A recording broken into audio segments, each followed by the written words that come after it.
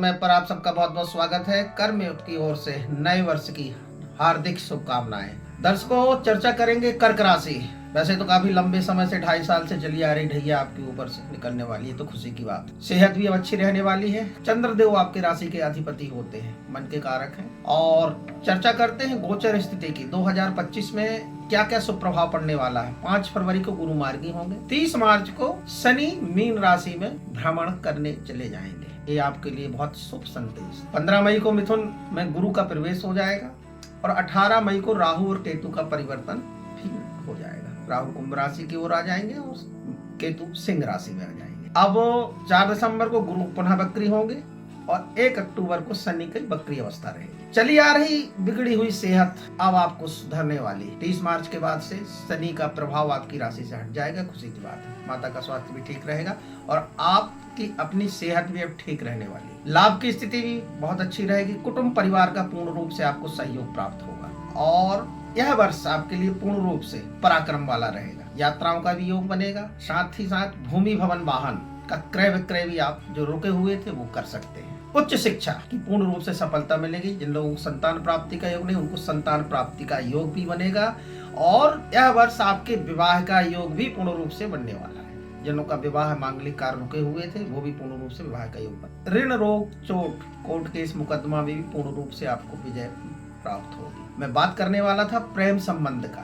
तो प्रेम संबंधों में जो अनबन चल रही थी, लव लाइफ में कहीं न कहीं जो रुकावटें आ रही थी, वो 6 मई के बाद या 6 जून के बाद से बेटर स्थिति में आ जाएंगी। जैसा कि आप जानते हैं, भाग्य का शनि भाग्य स्थान में स्थान हानि करो जीव और स्थान वृद्धि करो शनि। तो भाग्य का पूर्ण रूप से आपको सहयोग प्राप्त। पिता के स्वास्थ्य में भी वृद्धि हो। काम, कारोबार, व्यापारी वर्ग अच्छी स्थिति में रहेंगे। जॉब, जिनका जॉब कर रहे हैं वो भी अच्छी स्थिति में रहेगी। पदोन्नति के आसार भी इस माह के अंतर्गत, इस वर्ष के अंतर्गत नजर आएंगे। लाभालाभ की स्थिति रहने वाली है। लाभ अच्छा रहेगा। भाई बहनों का भी पूर्ण रूप से सहयोग प्राप्त। खर्च में थोड़ा संयम रखने, नियंत्रण रखने की आवश्यकता है। ओम अंत में मैं उपाय बताता हूँ। उपाय आपको जरूर करने चाहिए। एक मोती रत्न आपको धारण करना चाहिए और चंद्रमा के मंत्रों का जाप करना चाहिए। ओम सोम सोमाय नमः, यह मंत्र का आप जाप करें। भगवान शिव को ओम नमः शिवाय कहते हुए दूध जल मिश्रित सिंह राशि के जातकों के जीवन में क्या शुभ प्रभाव पड़ने वाला है, बिल्कुल चर्चा करेंगे। और ग्रहों की स्थिति आपके कितने फेवर में है यहाँ पर, इस विषय में भी चर्चा करेंगे।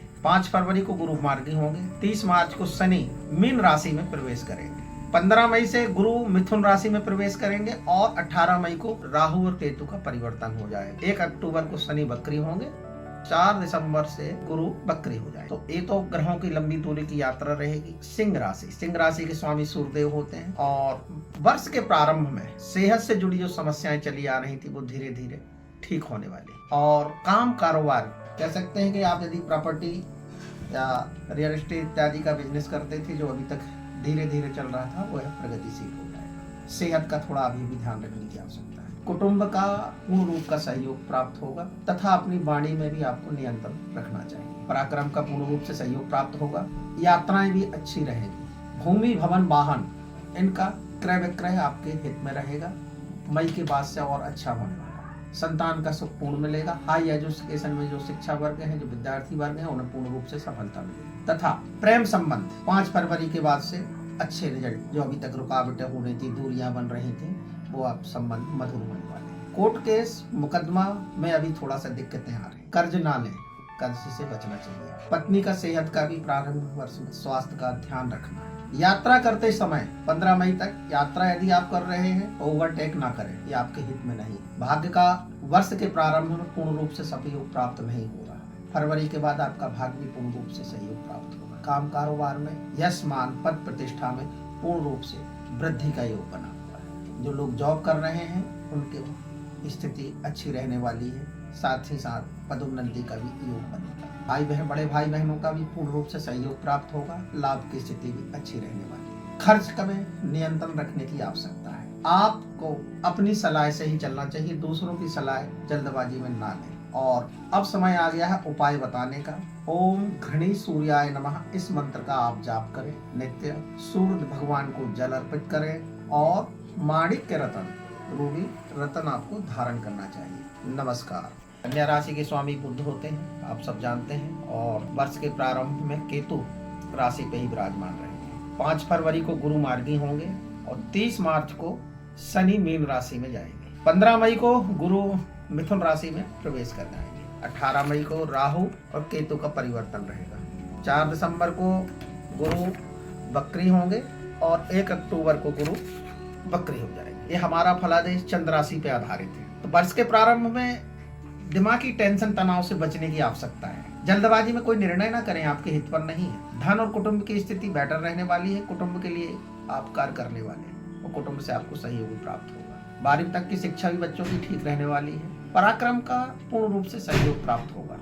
भूमि भवन वाहन यह वर्ष पूर्ण रूप से अच्छा रहने वाला है। मैनेजमेंट से जुड़े लोग, व्यवस्थापक तथा उच्च शिक्षा से वाले जो छात्र हैं, विद्यार्थी हैं, उन्हें भी पूर्ण रूप से सफलता मिलेगी। जिनका विवाह रुका हुआ था, मांगलिक कार्य रुके हुए थे, यह वर्ष उनके लिए बहुत अच्छा है। उनका विवाह भी होकर रहेगा। साथ ही साथ जो प्रेम संबंधों में अनबन चल रही थी, वो जून के बाद से अच्छी स्थिति में आ जाएगी। सेहत का भी थोड़ा ध्यान रखना है। शत्रु भी बन सकते हैं, अतः वाद विवाद से बचने की आवश्यकता है। लाइफ पार्टनर का 30 मार्च के बाद से सेहत का भी विशेष ध्यान रखना है। भाग्य का पूर्ण रूप से सहयोग प्राप्त कर रहे हैं। आप तीर्थ यात्रा में भी जा सकते हैं और लंबी दूरी की यात्रा भी आपकी बनेगी। विदेश से शुभ समाचार मिलने की भी योग बनेगी। ये विदेश से संबंधित आपको लाभ की स्थिति। काम कारोबार में पूर्ण रूप से सफलता मिलेगी। जॉब नौकरी पेशा वाले हैं, इनकी पदोन्नति के आसार रहेंगे। बड़े भाई बहनों का भी पूर्ण रूप से सहयोग प्राप्त होगा। लाभ की भी अच्छी स्थिति रहेगी। खर्च आपके नियंत्रण में रहना चाहिए, ये आपके हित में रहेगा। यह फलादेश चंद्र राशि पे आधारित है और ये तो 12 राशियों में सबका भविष्य होता है, उसी प्रकार एक कन्या राशि है। लेकिन जो जिनकी जन्म पत्रियों में दशाएं अलग अलग चलती हैं, उनके लिए हमसे संपर्क करना चाहिए अपनी कुंडली का विश्लेषण के लिए। बात करते हैं उपाय के लिए, तो आपको पन्ना रत्न धारण करना चाहिए। ओम बुम बुधाय नमः इस मंत्र का जाप करना चाहिए, या विष्णु सहस्त्र नाम का पाठ सुने या पाठ कराएं या पाठ करें, ये आपके हित में रहेगा। नमस्कार।